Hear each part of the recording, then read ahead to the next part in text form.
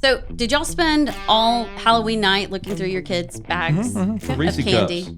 No, you were looking for fentanyl, which actually sounded kind of crazy, but it is legitimately on the streets in candy-colored pill form. And so I was the candy checker. But today, to talk about some of the really serious issues we have going on in Jefferson County and in the state of Alabama, we have Dr. Darlene Traffanstedt, who's going to visit us from the Jefferson County Department of Health and talk to us about treatment, what she's seeing on the streets, and how we can help those and protect those that are struggling with this addiction, and what we can do as a state and as just people. Yeah, well, I mean, to help To save fight. people who might accidentally overdose There's actually or whatever. more you can do than you think. So Right. stick around. We've got a lot of good information. We're literally debating that it's bad that people get to say what they think. Can you imagine? I'm reading Psalm 144 and it says, He trains my hands for war. We are on the brink of total destruction of America as we know it. Let your rebel flag fly. Welcome into this week's edition of Alabama Unfiltered. I'm one of your hosts, Scott Beeson. Amy Beth Shaver is with me. Allison Sinclair is here as well, one of the other hosts. Don't forget you can find this podcast at all the usual places where you listen to podcasts. And check us out at 1819news.com. We are powered by them. Sign up for the Daily Detail, get their newsletter. It will really keep you up to speed on what's going on in the state of Alabama. It is your best source for Alabama news. Ladies, how are y'all? Good, how are you? I'm doing fantastic. Great. It's really, really good. You're doing good? I'm great. You're tall, small. Which version of you is No, this today week? I'm normal. Normal height. I'm normal, Last week Allison. you wanted to be small. Well, I looked a little small. So now Because you want were to be way up bigger. higher and then you're just bigger too. Sorry, I was manly. But I did wear puffy Husky. sleeves Yeah, you're to make me looking- look you're a looking little, muscular, yeah. little Absolutely. 1980s Little bigger. buff there, Yeah. buff girls or You whatever. can make all fun it of is. my puffy sleeves. I didn't even Oh notice my them until gosh. you told me, but yes, I'm going to make fun of them later. That's Why are you wearing loser green? All of us are in blue. We got the memo. I think, is one of them We black or is understood it the blue? assignment. That's black. Well, I wanted to not look like y'all's brother. It's okay. okay. All right. It's all right. It's all good. So what do we got on deck for today? We have a great guest today, and I'm going to get her name right. Dr. Traffanstedt, right? Right. Did I That's get that perfect. right? Traffanstedt. Okay, we are going to follow up on a conversation that we had a couple months ago about fentanyl and about the growing overdoses. Really, we're just past Halloween, and so parents were concerned that it was in their candy, but we're concerned about much more than that. And so we're excited that she is here. And how about we'll kick it off by having her tell us a little bit about herself and what position you occupy, and we're going to go from there. Yeah, so I'm an internal medicine physician by training and practiced here in the Birmingham area for 14 years. During that time, I was elected to the Alabama Board of Medical Examiners, which is the physician regulatory body in the state of Alabama. And around that time, Alabama also was the highest opioid prescribing state in the country by far. And so what we did at the Alabama Board of Medical Examiners is we started more tightly regulating physician prescribing of opioids. That was the right thing to do at that time. And what we began to see that we had a rising overdose rate. So as people had a more difficult time obtaining prescription opioids, Interesting. they turned to street opioids. And so we Okay. started to see our heroin overdoses specifically climbing.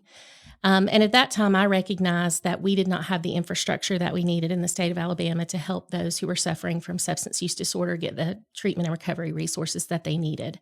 And so that actually prompted my transition from private practice internal medicine into public health.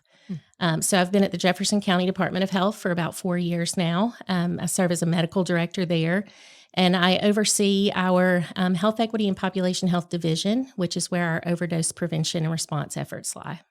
Wow. Very good. That's a lot. It is a lot. So what we used to call drug overdose or drug addiction is now substance abuse disorder. Substance use disorder. Substance use Okay. disorder. That's right. Okay. I just want to make sure I get SUD. Okay. And then OUD, opioid use disorder, is a subset of that. Okay. Okay. So for people who don't know and they're saying, okay, what is an opioid? What is fentanyl? Like, what does that all mean? Can we break it down and just explain what the drugs are and then where they came from? Because for a while, I'm sure you've read the book, Dreamland. Chris had me, my husband's a physician. He had me read that book because he too has been alarmed by what's going on with opioids. And I'm so glad for all that you are doing.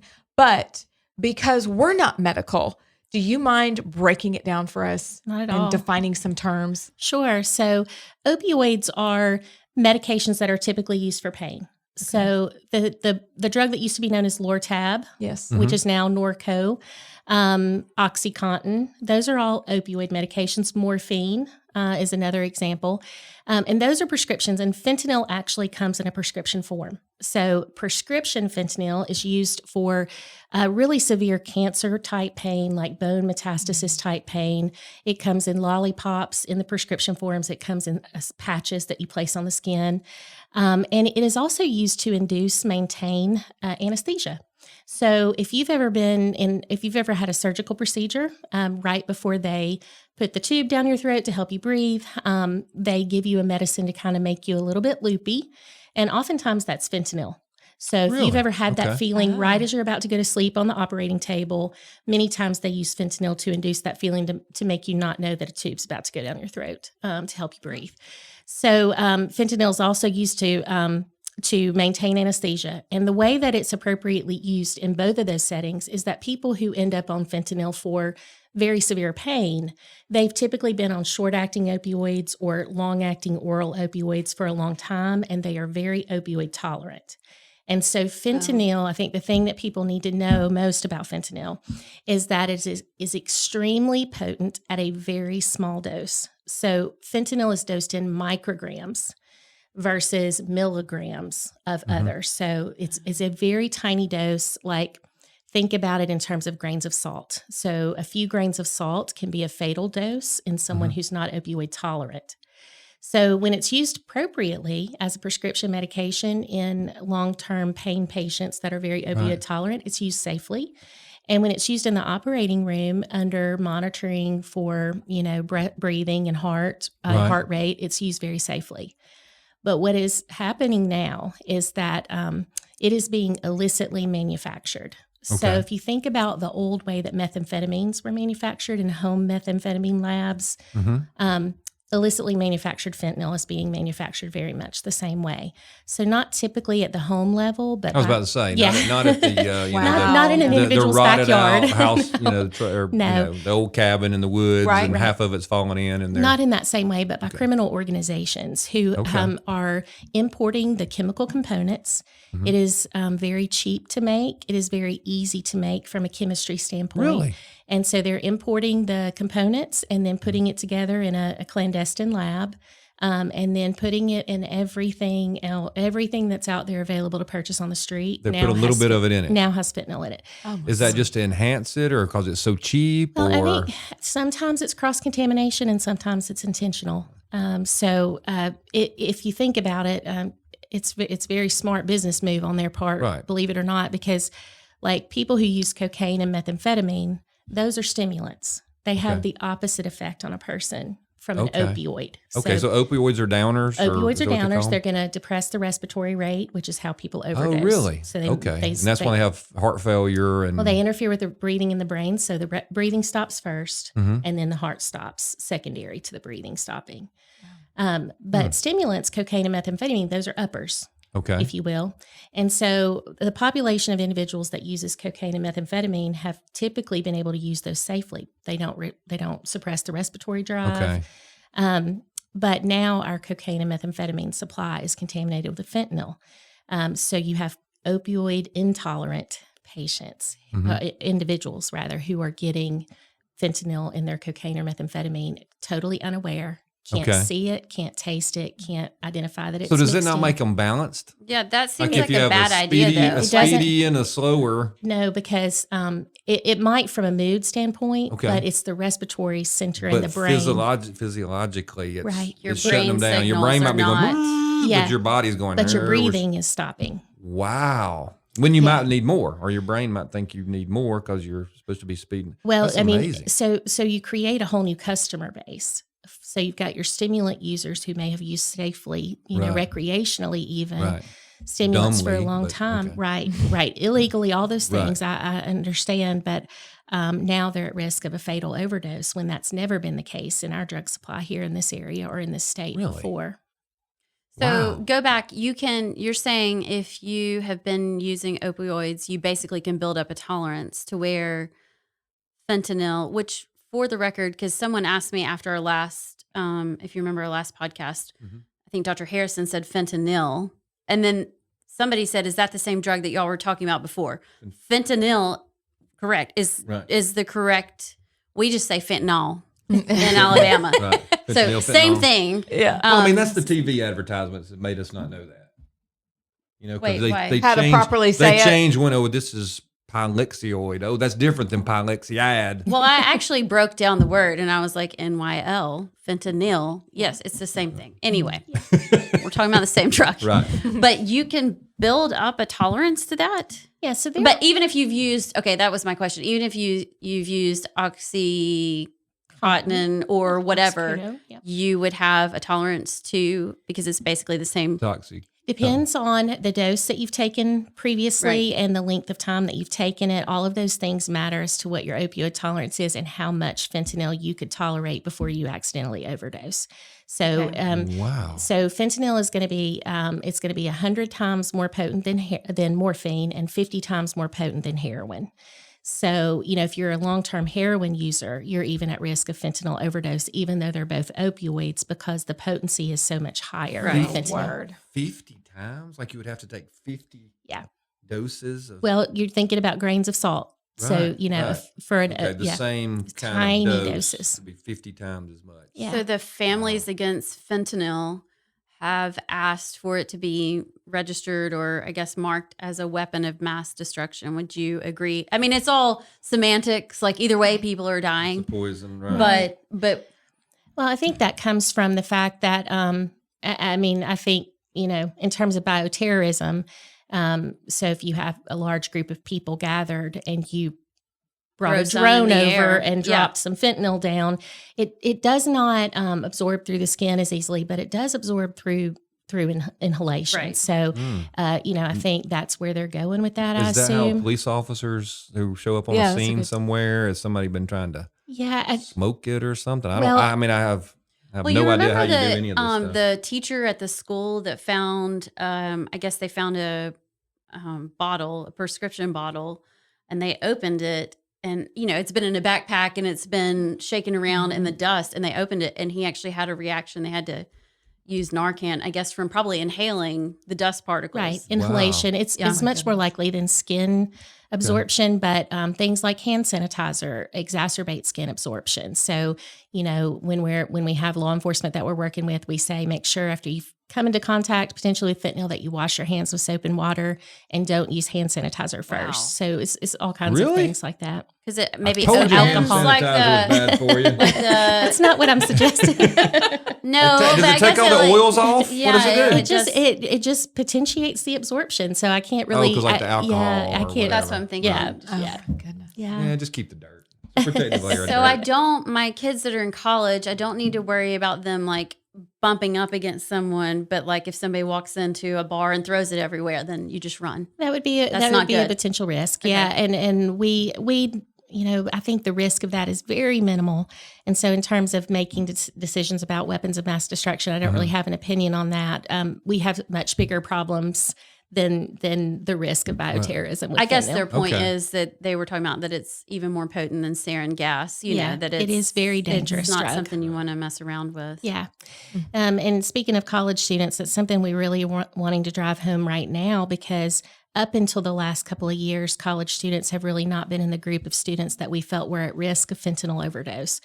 But that is another thing that change has come in the last couple of years. And that's that now these same criminal organizations are pressing pills that look indistinguishable from prescription medications. So they're taking the chemical components. They may be a little bit of the pill that the person thinks they're using. So there may be a little bit of Xanax in there. There may be a little bit of a pain medication or a little bit of an ADHD medication in there, but there's also fentanyl in there. And so they're making counterfeit pills that, again, indistinguishable from if you put a prescription Xanax beside the counterfeit Xanax, Right. you just Looks can't just tell the like it. difference. Oh. So why do they, as from a business standpoint, why is that a good idea for them? Well, does it cause instant addiction kind of thing? Or there's a number of reasons. I think Okay. for the stimulant users, you've got a new customer base because once you get that euphoria that I was describing earlier when you first go to sleep. So they're not even asking if you want to try it. They're like, hey, it just came with the package. Right, Okay, right. okay. So you've potentially created a new opioid user. So that's Okay. one possibility. The other possibility is the cross-contamination that I mentioned earlier. So sometimes it's not intentional. But in these pressed pills, it makes them have a different effect than if they took a 0.5 milligram Xanax Right. versus a tiny little bit of Xanax with Right. fentanyl in it. That person's going to have a completely different feeling from that. And they're banking on them going. Right. All right. Sadly, we hear, sometimes when there's an overdose, people actually seek that person out that sold that drug because the more potent drugs, may be being sold by that person. So, sometimes they're willing to take a risk to increase business. And that it's really sad to say. It's really makes me sad to say that. But I mean, we're dealing with people that are, focused on the business side of things and not the human, the human impact of it. Right. Yeah. Wow. Oh my word! My mind is Are blown. people what all are they lacing with fentanyl? Do they do marijuana? Or So synthetic marijuana most recently has been shown to be sprayed with fentanyl. now is that little vape things or No, how do you do not synthetic the ones. marijuana? Synthetic marijuana is like bath salts. They're also known as bath salts. It's another drug of abuse, How do you take that? particularly in young people. Or how does someone take that? So it can be smoked. It can be. They can ingest these things just about any which way. Really? Yeah. So, but what I would say about that is that marijuana has been thought to be a safe recreational drug for people up until this point, and cannot say enough. There are no safe recreational drugs right now. There are no safe drugs that you do not personally obtain from a prescription, like from a prescriber or a pharmacy. Okay. So if you didn't go get that pill from the pharmacy yourself, You don't know what you you're can't getting. trust that it's a real pill. Really? It could be a counterfeit pill contaminated with fentanyl. You just can't. All the way down to Synthetic marijuana. Yeah. So what are your feelings on the medical marijuana that is about to start? That'll be here? a regulated industry. So I don't feel like that is at a risk from a fentanyl, standpoint. Obviously it's state law in Alabama. So I don't have any other opinions to voice on that topic. That's a good smart political that answer. was. Look at that. I felt like it was that's not the greatest idea, but somebody else did it, and I'm here to talk about so- fentanyl. That's right. Fentanyl. Well, I think it all kind of goes together. Like I think about and we won't stay there, but with medical marijuana, like my son's 20, he can walk in and start, and then you get used to that high, and then you're looking for something else. So there's some fear and some questions there, but hopefully the dispensaries are not lacing with fentanyl. I think that's going to That be would an probably appropriate. put them out of business. I think that's going to be an appropriately regulated industry in our state, and I don't feel like that's related to the fentanyl risk at all. We'll say the brain's not fully developed until 25, and so I have great concerns about Some young people's people. brains aren't developed At till 25, like that's 55. true. I wasn't talking about you. You just, I was going to you point just at you hopped up before you and pointed. volunteered that. But I do have great concerns about the use of any mind-altering substance before the brain is fully developed and the impact that that's going to have on brain development. And so I think I'd be remiss not to say that. Right. So fentanyl has been around for a while Yes. in the capacity of using it in very logical, safe manners in hospitals, like you talked about with anesthesia. Why all of a sudden this explosion? Like to me, it kind of came out of nowhere. It did. And I don't know, you would think there's nothing new under the sun. Like we would have already found this, but why now? Why? Yeah, that's a good question. Yeah, so heroin was the drug of Right. choice for opioid users for a long time. And heroin is a plant. It has to be grown. Fentanyl is a synthetic drug that is put together. It's man-made. It's put together by individuals in a lab, and thus its supply is limitless. As much So they of just got tired of growing in the process of heroin. Yeah, or they were limited by how much they could grow. Right. And here they're not. I mean, they were growing organic. And Yeah, non-GMO. exactly. I mean, that's and just expensive. slowed it down. It was, Yeah, and then you got to harvest it and then pick it and then separate it. and hide all of that while you're doing it. Yeah, Right. and it's I did think about that. I was like, it's much easier to smuggle, I don't know how many, say, smuggle micrograms as opposed to like big bags of Plant. poppy seeds. Yeah. Yeah. Yeah. So, I mean, so you can make, 5-gallon buckets. And I mean, mix yeah. away. it's also very easy to traffic because I think Amy Beth mentioned the candy, so I think there was the scare about Skittles boxes or, with fentanyl tablets. That was not intended for children. That was just an easy way to get it into the country and traffic it across the country. So this can be put in liquid form, powder form, tablet form, and it can be easily trafficked. Yeah. I asked one of my kids this morning how trick-or-treating went, and they said they did not go because people will give you drugs. Oh, Really? I was like, sad. dang, you should have come to our neighborhood. Oh. Wow. I was saddened Really? by it. Yeah. And then last night, one of the kids, we were at a friend's house for a little while. One of the kids had like the generic piece of candy that's just like blue in some wrapper. And everybody was looks like, sketchy. just throw it away. Yeah. Yeah. Interesting. Just because I was the candy checker last night. you Were were you? taking the candy tax. Yeah, they were like, weren't Allison, you did a podcast on this. Can you check this Check out? this. And I was like, It'll cost you 2 Reese's. I'm throwing these bottle caps out because I don't like them. They look legit, but nah. But that's kind of scary because it wasn't, when I first heard it, I'm like, oh my God, there's a bunch of moms, some Karens somewhere that are freaking out about, but no, then I saw the Lego box full of fentanyl and I'm like, okay, this is real. Yeah, just really hard to detect and easy to go across our interstates in this country and just wreaking havoc on our, our population. It's really sad.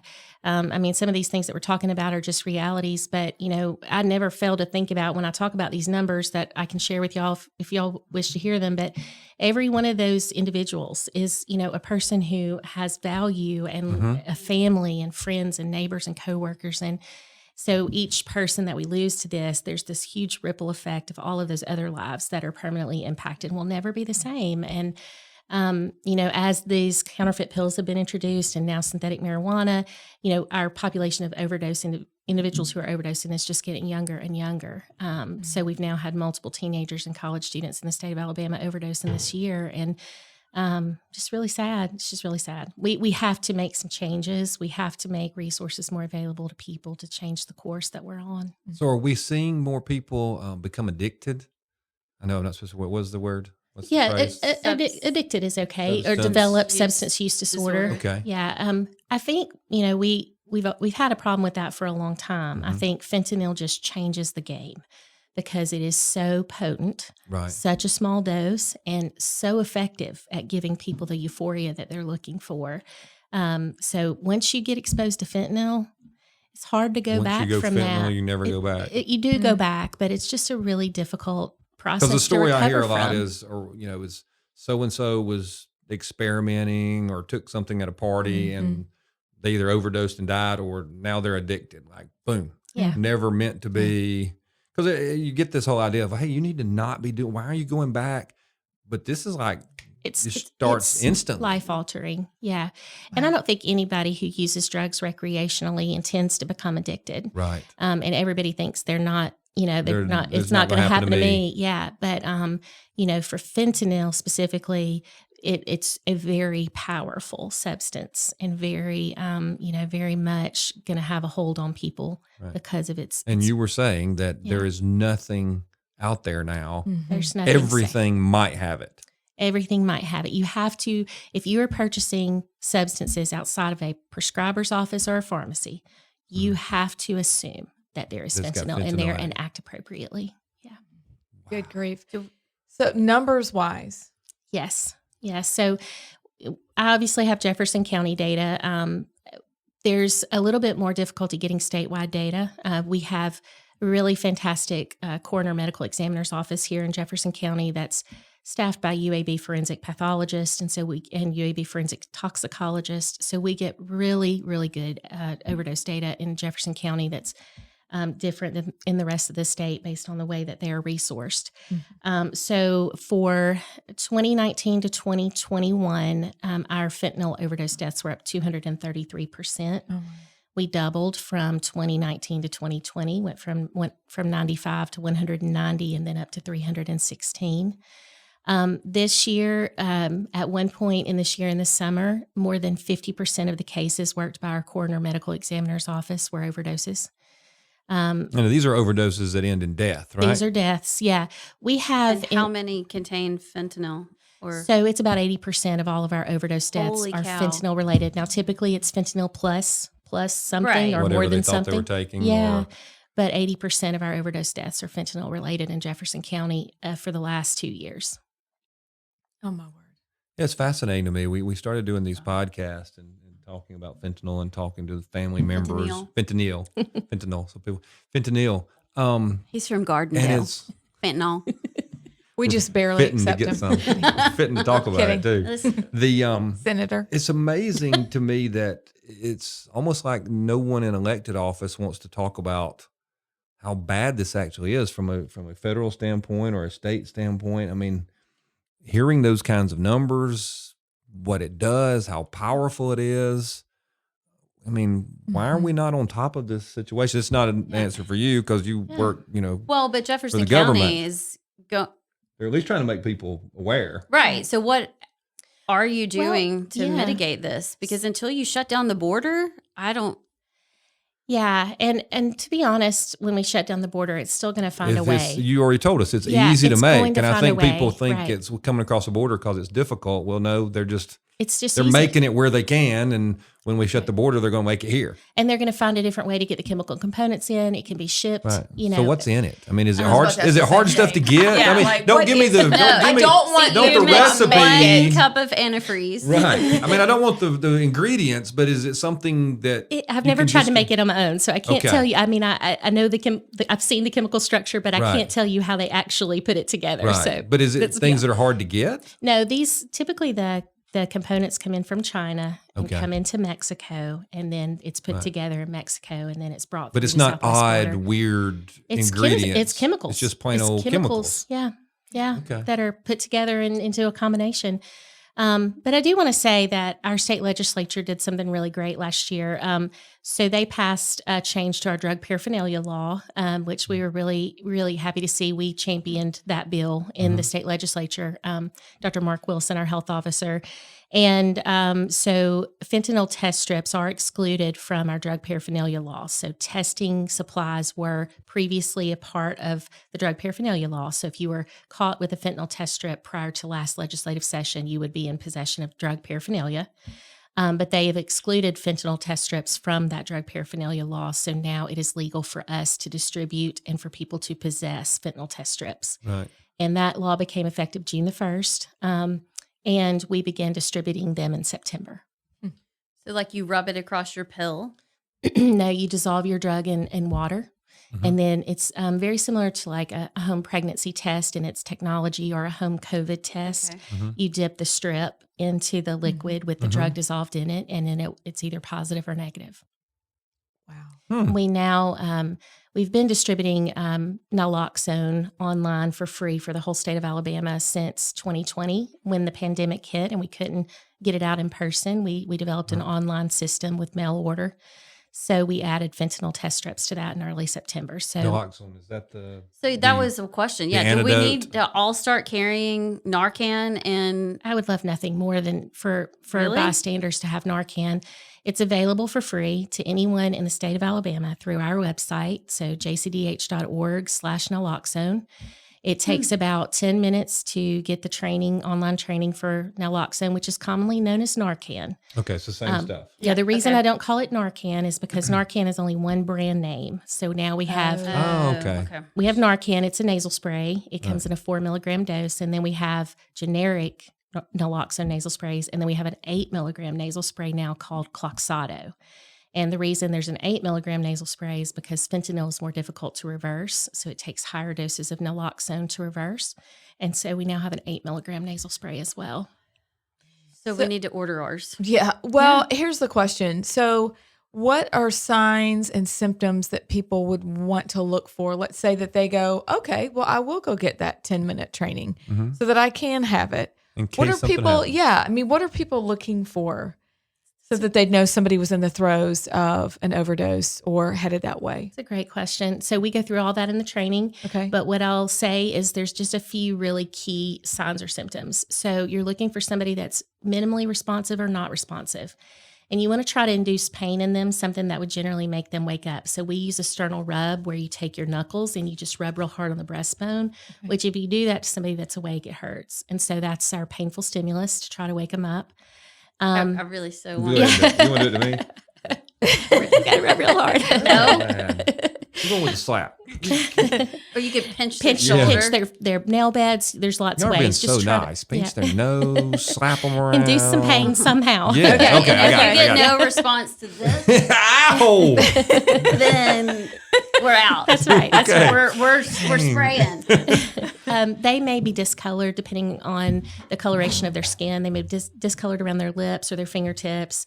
They will not be breathing, or they will be breathing irregularly, or maybe sound like they're snoring really loud, but their breaths are far apart. So there's a change in their breathing. And the one thing that I tell people to always look out for, because that could be a sign of a lot of things. Right. But if you can get your cell phone flashlight in their eye, and they have pinpoint pupils, so really tiny pupils, because opioids are going to shrink the pupils down. So if they've got pinpoint pupils, give them the Narcan or the naloxone or the Cloxato, whatever product you have. Now, will these products hurt somebody that's not on drugs? No, Okay. it's a magic medication. It's the most Really? remarkable thing to see. There are some videos out on YouTube of real people that have been overdosing and have had Narcan given to them and reversed the overdose. And if you've never seen it, you should go out on YouTube and look it up. But basically, what the naloxone does, so the drug, the opioid, is on the receptors in the brain that receive opioids, the Okay. opioid receptors. And all naloxone does is it has the receptor has a stronger affinity for naloxone than it does the opioid. And so when the naloxone goes in through the nose or injected, it crosses the blood-brain barrier. Okay. And that receptor, it's like a magnet to that And it receptor. just pulls it off. It pulls that the receptor kind of pulls that naloxone to it, and it knocks that fentanyl, heroin, This is the morphine. craziest thing. It is magic, and that's the only place that it works in the No, body. they didn't invent it for that. Though, did It they? is. They It- did. yeah. They didn't just stumble across it some way. No, 'Cause it was that'd be a better it's story if actually they used did. in the healthcare setting. So to wake somebody up, say they get too much opioid in the healthcare setting, it's been used for a long time there, but now it's used in the overdose. But it's a magic drug, and Smelling within salts. 2 to 3 minutes, they're white. They look dead. They, for all practical purposes, are going to die if some intervention is not taken. And in 2 to 3 minutes, they're like awake and normal. It's the most magical thing. Now, some people require more than one dose because they've got so much opioid on board. Right. The other thing we always tell people is the naloxone half-life is very short. So if you give naloxone, but the person has enough of a long-acting drug on board, that naloxone is going to wear off. It's going to vacate that receptor, and that drug's going to land back down. So we encourage people, if they do have to have naloxone, to go into the hospital so that if they need more What later. if somebody was just bad drunk? with If they're bad naloxone? drunk, it's not going to help them, not going to hurt them. Okay. Because it's not going to work in the same part of the brain that the alcohol is working. If they're having an allergic reaction, like an anaphylaxis, it's not going to help, not going to Not gonna hurt. If they're having a heart attack, it's not going to help, not going to hurt. Hey. Yeah. Now, for people who are long-term opioid users, they hate Narcan, because when you give them Narcan, it's immediately putting them into withdrawal. And so if they're a long-term opioid user that accidentally overdosed, you're going to put them into withdrawal, and they're going to be angry when they wake up. They're going to Really? be upset because You're it's like erasing everything. right. Right. But that's the that's the only real risk with naloxone, is putting someone into withdrawal who's used to having opioids on board. So what is the next step? And how do you get treatment for this? And I'm assuming Jefferson Yes. County, that's what you've talked a lot about, is Right. finding treatment, better treatment. Yeah. Kind of new. What does that look like? Yeah, so we have really wonderful resources in the state. We partner with the Alabama Department of Public Health and the Alabama Department of Mental Health. And I will say that this has been a place where there has been really great statewide coordination to really get resources to people, especially in rural areas or places outside of Birmingham where there's not great resources. So we have a 24/7 substance use helpline in the state of Alabama. Anyone can call that number and receive assistance. It could be a friend or a family member of someone who's in active use, or it could be a person in active use. So what's that number? That number is 1-844-307-1760. Okay. Maybe we can get that like super fancy up on the Yeah, screen. that would be I great. bet Adrian can do that. Probably. He can do anything. Right. Yeah, and then anyone in the state of Alabama can go to our website, get free naloxone, free fentanyl test strips. We send out 5 fentanyl test strips. Our naloxone is mailed in a priority U.S. Postal Service priority mailbox. It's nondescript on the outside. You might get it, you might not. I hope you get it. Right. We do She's track not gonna it. comment on We that. track We it. track it. Okay, good. Yeah, so we just really would love for people to take advantage of these resources. This is a bystander drug. So a lot of people, when we go out to community events and we tell them what we're doing, they'll say, well, I don't know anybody that uses drugs. I don't need that. And what we'll say to them is you could be at a gas station or at a McDonald's or any other place in the community and you could save a life. This is a very low cost intervention. It's about $25 a dose. Fentanyl test strips right now cost us $1 a piece. Okay. And so when you're thinking about overall healthcare cost Right. and like these are low cost interventions that save lives. Right. So we really So would want- you advise businesses to have these nearby, like at least put them in the manager's office or whatever, and have them Yes.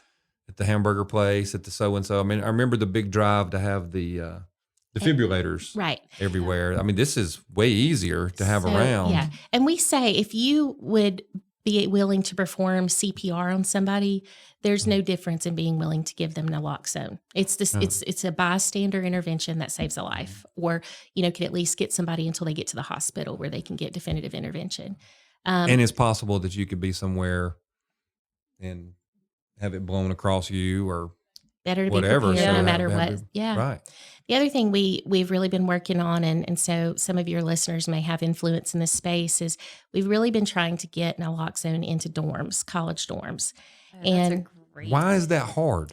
it's hard because there's perceived liability, even though we do have, in our naloxone bill that passed back in 2015, Right. we have some immunity built into that bill. But there's fear about liability. There's fear about asking college students to be in that situation of administering medical aid to Well, just somebody. tell them it's all part of equity, diversity training or whatever. What about, We'll fairly give this to anybody who needs it. Yeah. I mean, what about It's like a an place that- RA? There's got to be somebody that It's a is a great little idea. bit more. It Yeah. really is. But there's just been, we've tried and there's just not been a lot of uptake. So we really would encourage any college or university in the state of Alabama Right. to have naloxone readily available to their students. We don't want to wait until there's an overdose on their campus. And then We they'll want- all say, Right. now we've put in things Right. in place Let's where not- we could blah, let's blah, not blah, wait. blah, blah. Yeah. That's fascinating, though. It Yeah. actually burns me up that And we don't but want that's a to, difficult thing. I mean, well, and you don't want to legislate things if you don't have to. But I mean, at some point we've got to make some of these things happen Right. rather than just waiting for them to organically happen. Would you Right. rather someone die in your dorm? And I know they don't want that's that. really Right. bad just PR. have it nearby. I don't know. Yeah, I Well, don't understand why and it's Like in a little difficult. case break. Yeah. I think we're getting at the underlying cause, aren't we? It's shame to even admit that there may be somebody in your dorm at your prestigious college or university Right. that has a problem. But it also is getting at that deeper level of the people who struggle Right. and people we know struggle, and we'd be shocked at who that is. Right. And, I would venture to guess that every college campus in this state has recreational drug use as part of their student body activities. I mean, I think that's just often a part of that growing up experience. And recreational drug use 5 years ago was relatively safe unless you were injecting heroin. Recreational drug use today is not safe. So And it's even never, ever, ever, ever going to be safe again. I can't imagine Because it's- illicitly manufactured fentanyl disappearing. Right. Right. I agree I think completely. it'll always be. So with maybe us. we just tell the universities and the colleges, look, this is just in case that one person, one time, who wasn't even a student, came over and visited Yes. and was for the other school and then accidentally fell From on the a, other school. fell on a Tic Tac that had fentanyl in it. You'll have it. No, There you we go. just will make college professor. I an mean, agreement. whatever you have to do. President. Yeah. Just say it. It's not their fault. Just in case. No, you make an agreement that you're just assuming that somebody it wafted over them while they were walking on the sidewalk. That's true from That's a it. construction That's- we don't site. That's even right, because ask, yeah. who hasn't? I on the way here drove past a truck that Right. marijuana was flowing out of it, and I was like, "Wow, wow, that smells really bad. So, I mean, it happens. Right. It's common. It's just on the Yeah, wind. let's It's just make common. an agreement. And But there I was no think that it student is a whatsoever. very good idea to keep it on campus. But also, though, then talk to us about the people that you're seeing that are coming in for help or that are unwillingly maybe brought in by family members that are saying, really, you need help. And you're there. What kind of people are coming in? Because it's hard to do that. Yeah, this current situation does not exclude anyone from any socioeconomic background, race, religion, gender, ethnicity, any of the categories. This is affecting everyone of all backgrounds and all parts of our community and all parts of our state. So I would just say, the stigma that is around substance use we've got to just put it out of our mind. Like when you think of somebody who's at risk of an overdose, like think of that and then wipe it clean and put anybody that you now love. It can be anybody. Put anybody that you love Accidentally, in on that purpose, spot. Yeah. Whatever. Yeah. Put yourself in that spot. Put your favorite coach in high school in that spot. Like anybody that you care about, that you admire, put them in that spot because it could be anyone. There are so many situations that we hear about in our work, like, my grandmother, she gets prescription pain medications, but she takes them a little bit more than she's supposed to. So she runs out early. Mm-hmm. And then, I go by her a few down the street. Right, because they have one. Yeah, Right. yeah, to get her through the rest of the month. And that seems like a very, clearly we know it's not a good idea, but it seems like a very innocent thing. Mm-hmm. But that puts that grandmother at risk of overdose. Or borrowing someone. Yeah. Hey, you got any left? Because I know you had it, and Listen, you don't know that they didn't get theirs down at the finals at the are coming up, and we know that prescription stimulants are abused during finals. People study, they want to stay up all night. Right. You cannot take someone else's medication that they take for ADHD. You cannot take it because you don't know. You don't know. I was about to say the med school student that has to get through that big test. Right. That could be your next substance use disorder. No one, if you, like I said earlier, if you're obtaining a substance outside of a prescriber's office or pharmacy, you are at risk of overdose with fentanyl as it stands today in the state. We're not saying take all the other ones, but we're just saying no you're at risk. No, yeah, we don't. We there is no safe drug use. Right. We say that with our fentanyl test strip training. Like these test strips are not magic. It's not impossible to get a negative test strip result because of some. And then don't just take it because it says it's safe. Right, I gotcha. Right. There's no safe drug use. Yeah. So then what are resources? Like what are other resources? And in addition to resources, I know we've talked about it, but like what are things that the State House can do, like legislature, what can they do? What can we do? So there's some big decisions coming up with the opioid settlement dollars that has been put in the hands of the state legislature. So the Alabama Opioid Overdose and Addiction Council is going to be, putting forth their recommendations and their expert opinions about how that money needs to be spent by our state. Mm-hmm. There's a lot of flexibility in how that money's spent, and so it'll be very interesting to see what happens with that. We still need a lot of resources to tackle this problem effectively in the state of Alabama, and it's my hope that those funds go to those, to those purposes. We would love to see naloxone be able to be more widely distributed in the state of Alabama. So our current law allows physicians, dentists, pharmacists, and nurses, registered nurses employed by a public health department to dispense. Other states have layperson dispensing, EMT dispensing. I can only imagine how that happened with just that list. Yes, you can. Yes. We will likely be looking at that this next legislative session because it has been approved by the FDA to be an over-the-counter medication.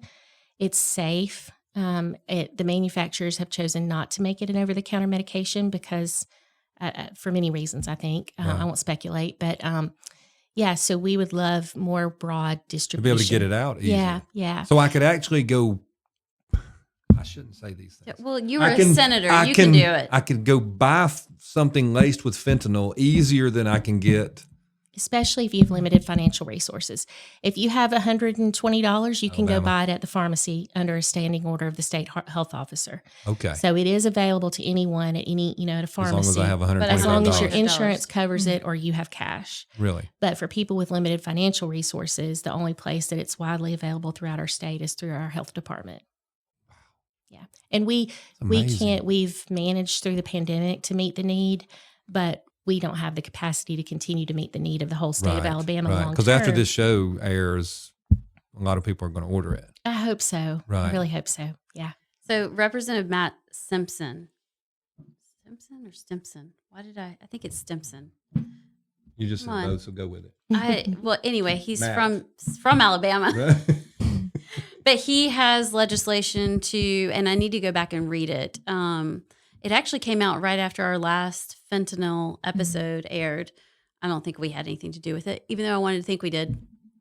Making fentanyl possession like up to a certain gram or something. I need to go back and read. It was a very high amount, though. Yeah, she's already saying micrograms. It was like if you had 5 grams on you, you could be charged as a drug dealer, drug trafficking. And I'm like, I love that they're talking about it and that the legislature is doing something, but 5 grams will like kill the entire Birmingham area. Yeah, it was probably copied from another drug law, and no one was a scientist and knew that it was teeny tiny amounts. If y'all aren't working with that, reach out to Matt Simpson and work with him because and again, I didn't read the whole bill. I didn't read the whole fine print, but it's a great piece of legislation that's probably needed, and to where you could go back and convict the person that's dealing it. I think that was part of it too. But they might need some expert advice in there.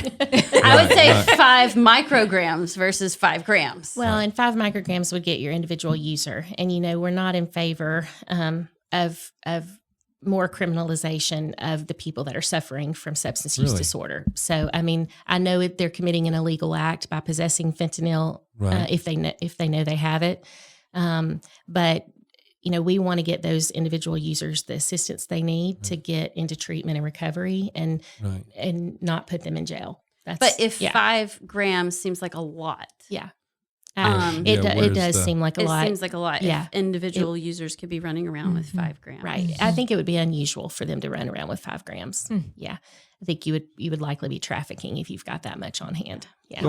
So y'all probably don't think about the law enforcement side as much. We try. What would, and maybe speaking as an individual citizen, maybe not in your official capacity, what could law enforcement do? Does there need to be more draconian, hey, we catch you, we're hanging you like the pirates on Battery Point? Or, because this is bad stuff. This is but not you got to think about, what about accidental. the college kid that doesn't even know they have fentanyl in their I'm talking about pocket? the trafficker. Well, that's what we're talking about. Like, how do you define what that is? Yeah. Right. I'll speak as an individual citizen that these criminal organizations are so sophisticated. If you take out one trafficker, there's going to be another one. And so I love to think of this problem from the public health perspective, which is the supply is going to be there. Right. So how do we impact the demand? What do we need to do as a state to give people the resources they need? Not everybody's going to want to get into treatment. Not everybody wants help. Not everyone wants to stop. But for the people who do, one of the big barriers is that we haven't had a lot of resources for them. So I'll give you an example. We have very limited treatment beds for pregnant women who are substance users, who want to get clean so that they don't run afoul of the chemical endangerment law in Alabama. We have very few beds, and most of them are in the Birmingham area. We need many more beds that will accept pregnant women or women with young children, that they can bring their children with them to treatment. Yeah, I'm for that. Yeah. So there's tons of things that we can do to make the system work for more people. And that's what we're really focused on. All right, so I'll make a deal. You do that part. Okay. I'll catch them and hang them at Battery Point. And, yeah, you won't find me doing that. And eventually we'll run out. If it's quickly. It's not a 20-year deal. It's like a 2 days. Well, there has to be you can't just let everybody run into Alabama with bags of fentanyl. That would be, but there's also. Are you just disagreeing to disagree? No, but there's a compassion part of it too. You were talking about making a terrorist, a weapon of mass destruction earlier. Yeah, I was saying what that allows, right? The whole idea of that? What? isn't it that you can reach out into other countries and take out people who are You're making insinuating that that's why I was asking? Well, you were asking about declaring it a weapon of mass I destruction. was trying to get the point across that that's how powerful You would be it able to is. stop the cartels if you did that. Well, we could just. If we were actually going to try to stop cartels. And law enforcement has been a great partner. So we trained all of the Jefferson County Sheriff's deputies last year on overdose response. We provided them with naloxone. We trained the patrol division of the Birmingham Police Department. We work with multiple smaller That's municipalities, Mountain Brook, for example, and Hueytown and Brighton and Brookside. We've worked with a lot of law enforcement agencies and provided them with naloxone, and Alabama Department. Brookside could pay for theirs. Just saying. Or Darlene over there is like, and I don't know what to say. Okay, Well, they but used so to like, could. can patrol cars carry? They do, yeah. now. So Jefferson like, County, that's Birmingham legal at City, least. Okay. yeah, and that's a huge step in the right direction. Right. There's a couple stories out there where a Jefferson County Sheriff's deputy reversed a fentanyl overdose in a 1-year-old out in the Fairfield area. Remember that? It was like on the bedside table or something. Our kid is in the video. You can see our JCDH kid in there, and so law enforcement has been a great partner, and I know they're doing everything they can to address the supply as well. Right. So I want to say that I want people to hear me say that whereas law enforcement may have been more resistant in the past, they have come along. They understand now that this is, it's not something we can arrest our way out of. And I've heard them say that many times, like, we don't have enough space in our jails to really fully address it that way. We've got to really address it, with resources. Right. Yeah. We need That's to so bring good. back the Nancy Reagan. I think you said it. The Nancy Reagan, the just say no. Yes, and it just doesn't work. Well, but it does. In that, That's what we're saying we're going to try to do, though. That's the only way to reduce the demand. Yeah, is to is tell people to say, educate just and say tell no. people like you can't even risk it. Yeah, You can't- I think the difference is just say no is like just not acknowledging that people are going to not say no. I mean, they're going to say yes, and so it's more about like, can we make it less likely that they're going to die from that decision? Right. Is and then hopefully never make that decision again. So it is. I think to tell college students, like, don't ever smoke marijuana, don't ever take a pill that's not yours, I think is just not gonna be a reasonable approach. But Really? yeah. I wish it would work. I think we should still say that. Well, yes. But no, we can't yeah. only say that. right, Yeah. right. Yeah. And I get it. Yeah. I have that conversation like every day. You just said it. Good. I'm like, Good. yeah, I don't know if it is or not. Follow it with I'll cut you off. You'll never have any No, money that's what to I get say. a job and I'm like, get I'm out in the bringing real that world. test strip. You're gonna pee in that cup. I have a friend of mine that was in law enforcement, and he made his children take drug tests randomly. And what was great about it was they were able to tell their friends, hey, and the friends were like, don't even offer gave him an offer out. Scott because Yeah. his dad's going to check him. Yeah. It's really actually pretty brilliant. Oh, that was really good. Huh. So Wow. Do y'all feel like, okay. yeah, I'm just kind go of think this through. overwhelmed. So much. Yeah, but it's good to hear because our last one was great, but it was very like what's happening with the drug cartels and kind of a bigger picture. But this is our backyard. Yeah. Yes. This is literally what 80% of Jefferson County overdose contain fentanyl. Yeah. That is terrifying. And we have, just as of yesterday, the updated numbers, we finished last year with 401 deaths. This year we already have 310 and we have 60 pending that are suspected overdose deaths. And we're just waiting on toxicology and certification of those, which our coroner's office, when they think it's an overdose death, it's most likely an overdose death. And we still have 2 months to go. And so, we're doing everything that we can, but we need everybody to help and be aware and get the word out and talk about it in their neighborhood, in their church, and their social groups. And more talking about it removes the stigma. The more we talk about it, the less stigma there is, the more people are willing to get resources. So where do these overdoses occur? Are they with groups of people, or a lot of them by themselves, where it wouldn't matter if they had was it Narcan? Narcan. Or Yeah. what's the generic version? Naloxone. Yeah. Naloxone, was it around? All of the above. So it's just a mix. Yeah. Sometimes we know that people overdose with people around, and then by the time paramedics get there, they're by themselves because people are afraid. People are afraid to call 911 sometimes. So, I mean, there's still a lot of barriers, but it happens in all types of situations. So is there anything overwhelming. that you want to tell us that we haven't asked about? I know we all think of questions Yeah. after the show. Driving is down the over. road. Yeah. Well, there is another resource here in Jefferson County and Walker County, some of the surrounding areas, called the Recovery Resource Center.